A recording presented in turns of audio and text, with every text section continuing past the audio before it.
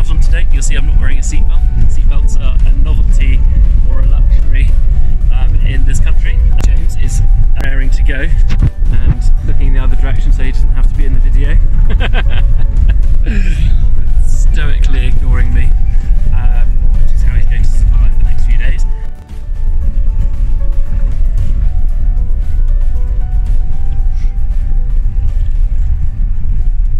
Here we are. Our van is leaving us behind. We are literally at the end of the road, or the end of the track. Stop there. This guy looks like he might be getting a bit stuck here. And off he goes.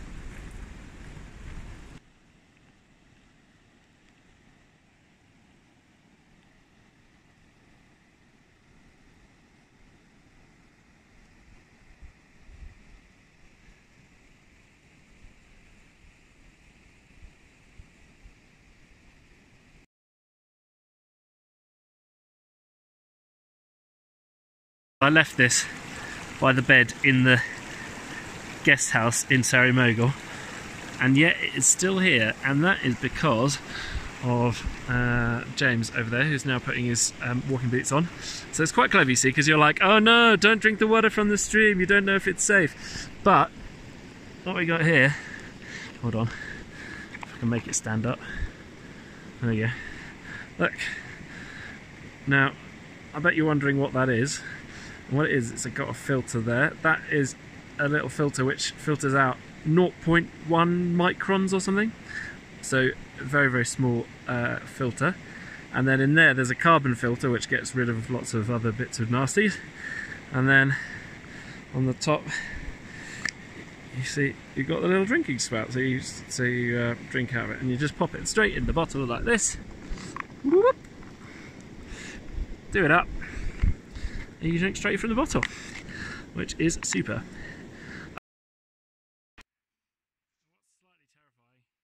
So we're going to have to go, where's James? Here, up here, and then along here, above that scree slope, way down there, and then round there. I'm really quite nervous about that, I have to say, especially because we're gaining more altitude and we are starting to kind of feel it a bit, getting out of breath. I'm just going to take it slowly, I think.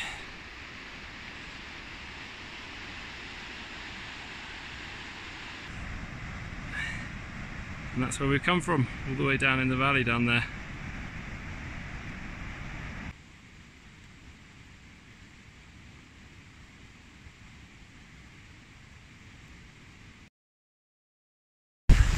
Okay, so we've got to cross this river. I managed, but almost overshot and fell in the other side. Hey!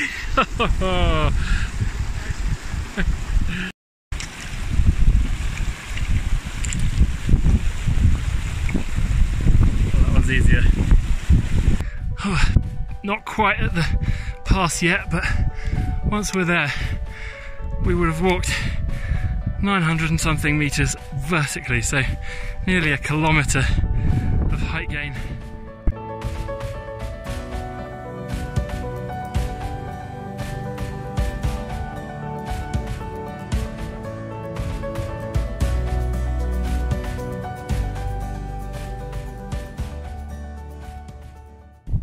Currently at about 4,150 metres. The col is about 4,300, which means that we've got about another 150 metres of height gain to go, but already you're really starting to feel the lack of oxygen in the air. That means that when we're breathing, there's not enough oxygen going to my brain. And you'll probably say, David, there's never enough oxygen going to your brain, but this makes it even worse. It makes you a bit dizzy, so I'm taking it really slowly. It makes your legs really fatigued because there's not enough oxygen getting to your muscles. Oh, so I'm just taking it easy, basically. Oh, and I think I should probably leave it there so I can concentrate on walking.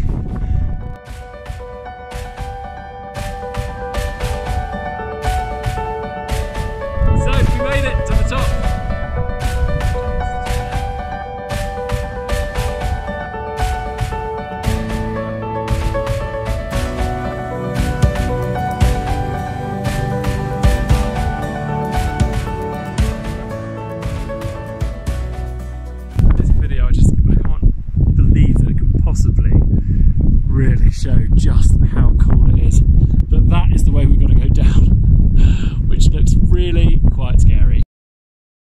probably about 70 meters below the crest now, and we've just come down here, and it was really steep and just really slippery, and I went the wrong way at one point, and it was really actually quite scary, because trying to down climb, and none of the rocks, you can't have confidence that any of the rocks are going to hold because it's all just scree like this.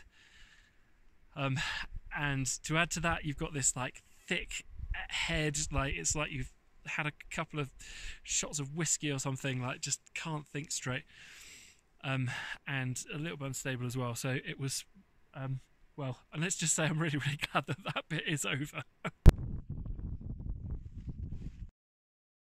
We forded that stream earlier, but this is a completely different undertaking.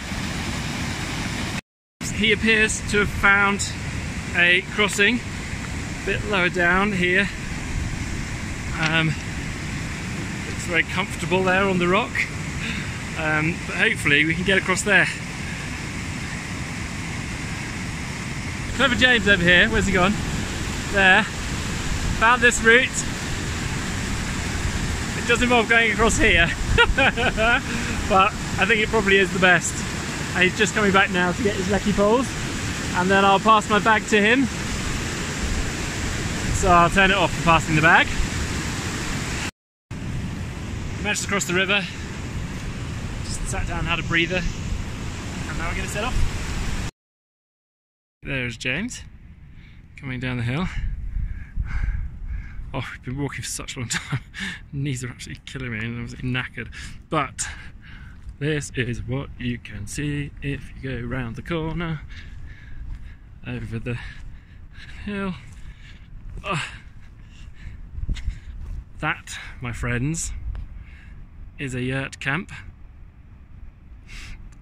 and that is where we're staying the night.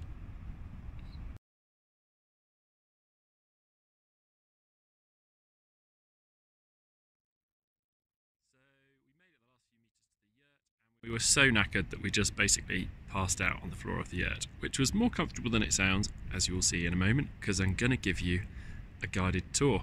This is the view from our yurt this morning, and I'm going to show you all the great things that we've got. We have an ensuite bathroom over there. Oops. Which is a hole in the ground. It's got a gym. And then this is our living space. Got a proper door. It's nice and toasty warm. It's actually really hot in here now. We've got this little wood burning stove, which is amazing and heats us up. And then we've got this really cool wallpaper. There's James having his breakfast. There's a rucksack. And we sleep on these like puffy sort of things, so we layered them up to make them nice and comfortable. We've got loads of cushions. It's all a bit of a kind of an array of different patterns here. And there's James's stuff here, and we've got all the stuff from yesterday drying next to the fire. And we've got some tea, some weird doughy type things. That was my eggs, which I've just eaten. So generally, James is demonstrating how to drink the tea. And so generally it's pretty awesome in here and much more comfortable than I thought it was going to be.